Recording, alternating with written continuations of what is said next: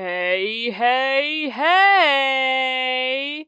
Welcome to my cozy corner of the internet. This is Nephilim VA bringing you the 36th chapter of Inheritance written by A is for Amy 71 on AO3.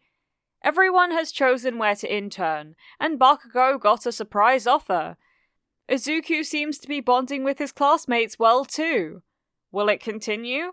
Let's find out, but first, the trigger warnings. This fan fiction is for mature audiences with canon-typical violence and a trigger warning for major character death. If that isn't your style, then I recommend Shades of Green, which is written by Maybe It's Friendly on AO3. It can be found on my channel! Canon Divergence is the name of the game and indulges the what-ifs of Midoriya Izuku having a quirk. With that being said, the chapter summary is as followed. Izuku needs a haircut. Naturally, this requires 4 people to accomplish. Now I implore you to sit back and relax whilst I read to you.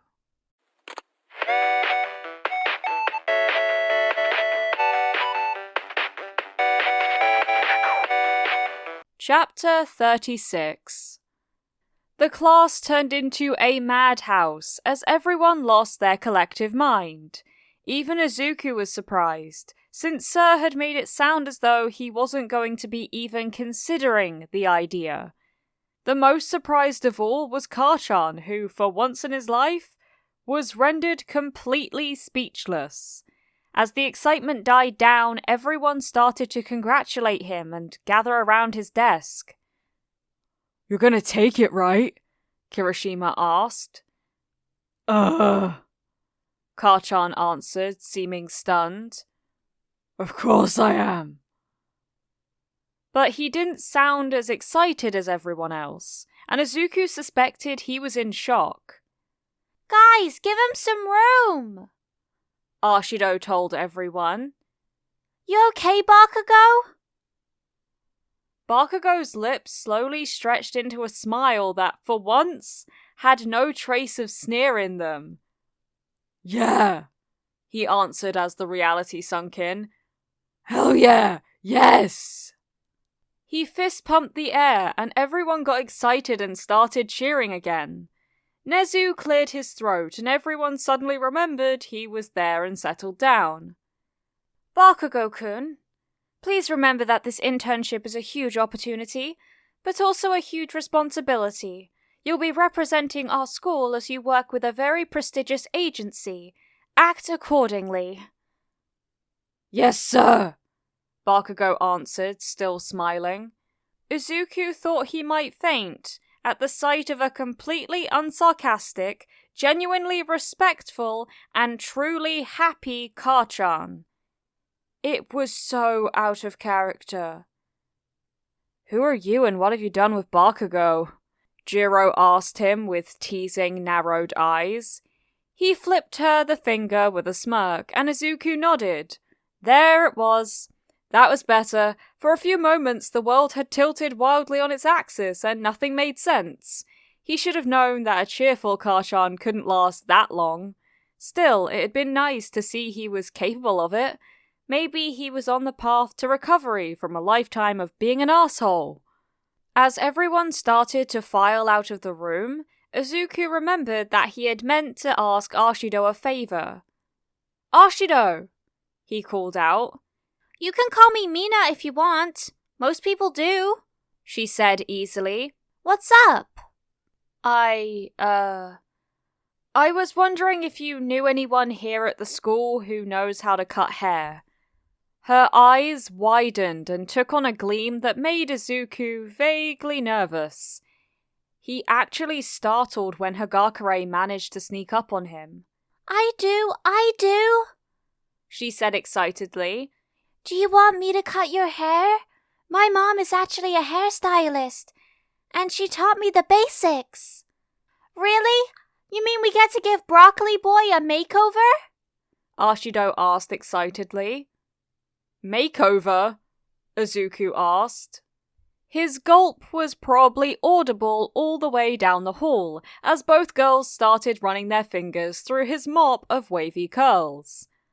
"Oh my god!" Hagakure squealed. It's so soft and slippery. Why does it look so fluffy when it should seem oily? No idea, Izuku said, blushing furiously. Uraraka came over to find out why the other girls were fondling Izuku's head. Do you want me to come to your place tonight to do it? Hagakure asked excitedly. Izuku wasn't sure if that would be allowed, though he couldn't think of any real reason why not. Let me check really quick. He pulled out his phone and sent off a message to Sir, who would probably be the fastest to reply. Within a few moments, he got an okay, as long as whoever was on watch escorted them up. While he was waiting for a reply, Mina had chimed in that if Hagakure got to go, then she was coming too. Then she hooked an arm through Uraraka's arm and included her as well. Hey, Kirishima said, you're all going to Midoriya's? Izuku wondered exactly when he had lost control of this situation. I just need a haircut, he said. This is gonna be so much fun, Mina announced. Hagakure hopped up and down, or seemed like it with the way her uniform bobbed. I'll get a cape and shears and everything and come by in an hour. Give me your address so I can use my Maps app to find it. Izuku sighed and messaged her the address and let her know about security. Is it really okay if we come too? Kirishima asked. You want to come see me get a haircut? Izuku asked, truly baffled by this turn of events. Sure, why not? He asked. If she's up for it, Hagakure could give me a trim too. The girls were entirely too excited by the prospect, but Izuku just sighed. There wasn't any harm in it, and it seemed like they really wanted to. I guess, Izuku finally said. Why don't you all just stay for dinner? We can work on homework if you want.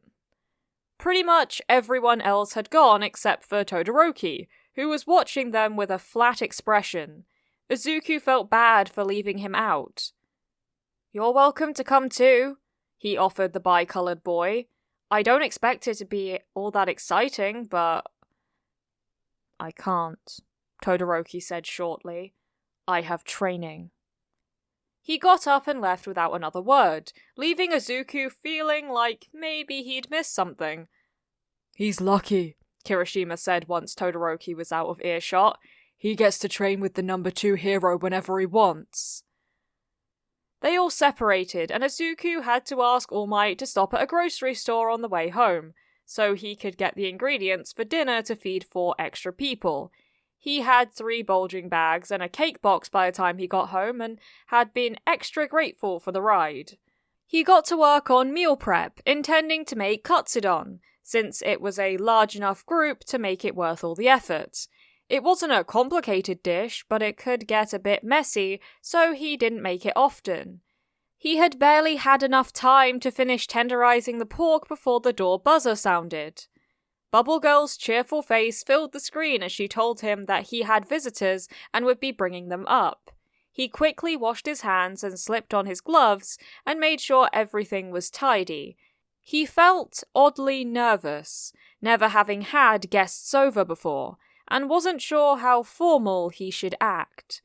Before he could decide on anything, Bubble Girl knocked on the door and then left the 4 classmates in his care.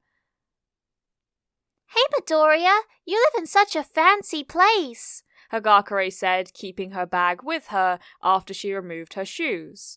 Izuku smiled, feeling relieved when Uraraka, Mina, and Kirishima all stepped out of their shoes and made themselves at home.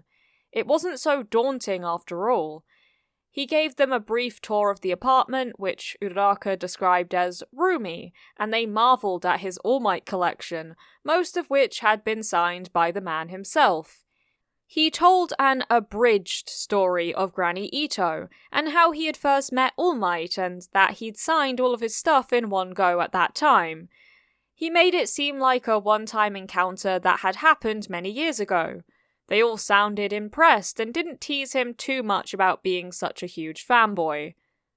So, should I cut your hair before dinner or after? Hagakure asked. We could get our homework started before we eat, then do the haircuts after.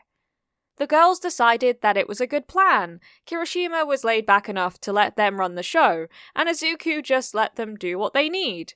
He was kind of out of his depth. They got out their schoolwork and began with math, with Kirishima asking for a lot of help along the way. They finished relatively quickly since they worked together and compared answers. Then they breezed through a history worksheet, an English worksheet that Izuku was able to help them all finish in record time. If someone read the paragraph out loud to him, he could easily tell which parts needed correcting. When Izuku's father came home, it was to find them all bent over their notes about the sports festival's second event, each writing short essays on their observations. "I'm home," his father said, sounding somewhat surprised. "Welcome home. Sorry, I forgot to let you know I had some friends coming over. Hagakure's going to cut Mai and Kirishima's hair, so I invited them all for dinner." "I see. Well then, welcome. Please continue taking care of Izuku. You're in for a treat. He's a great cook," his father said. "You're cooking?" Uraraka asked in surprise. "Yep. In fact, now that my dad's home, I should get started. I lost track of time." He made a quick introduction of his father to his friends before his father retreated to his bedroom. Izuku moved to the kitchen, and there was scrambling as all of them packed up their school supplies and crowded around the counter to watch Izuku cook. What are you doing?" he asked, seeing them all watching with avid interest as he whisked the egg and put breadcrumbs in a pan for breading the pork. "I can't believe you can cook," Uraraka said enviously. "I could burn rice. If I had a rice cooker." Izuku laughed at that. "Same," Kirishima admitted. "I can cook eggs and rice. That's pretty much it," Mina said. "My mom says I'm too hyper to have in the kitchen." "I can cook," Hagakure said easily. "But it freaks my mom out when I do.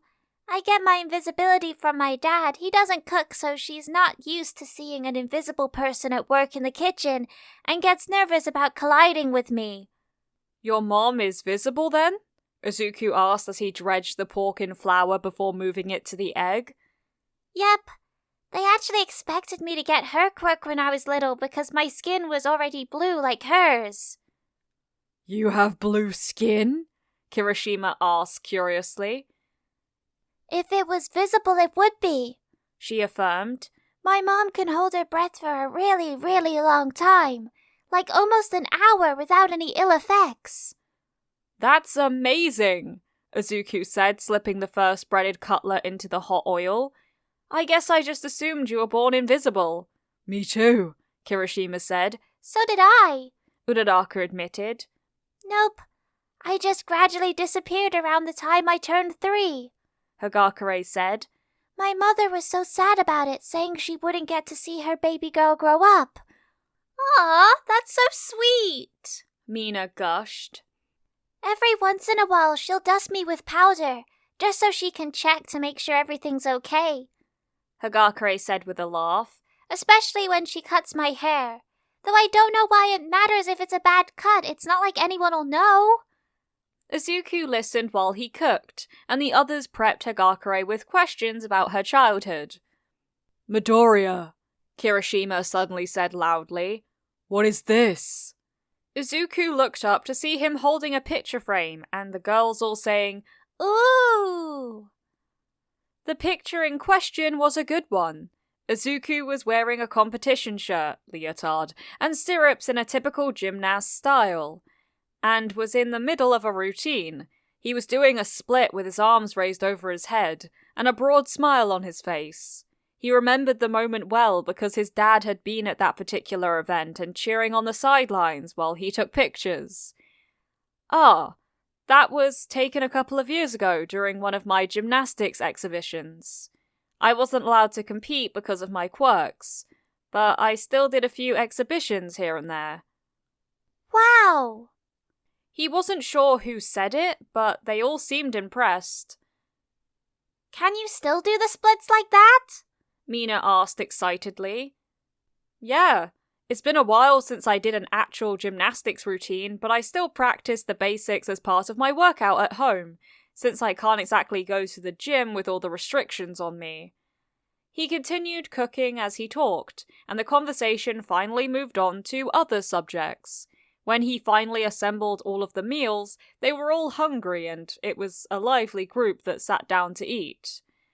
Izuku's father declined to join them, saying he would eat a little later, and made an excuse about work to give his son some time with his friends. Everyone was impressed with the food, though Izuku insisted that something was missing from the flavour, though he couldn't pinpoint it. It didn't stop everyone from enjoying the meal, and a piece of cake that followed. They all helped with dishes so that the kitchen was clean and tidy in no time. Then it was time for haircuts. Hagakure made Kirishima go wash his hair since it was full of gel and styling products to make the spikes stand up like they did. While he did that, the girls put towels down on the floor to catch the hair and got Hagakure's equipment. Soon there were a couple of different pairs of scissors, combs, a brush, a water bottle, electric hair clippers, and hair clips lined up on the counter. Izuku's hair just needed to be spritzed with water, which didn't do much to keep it wet.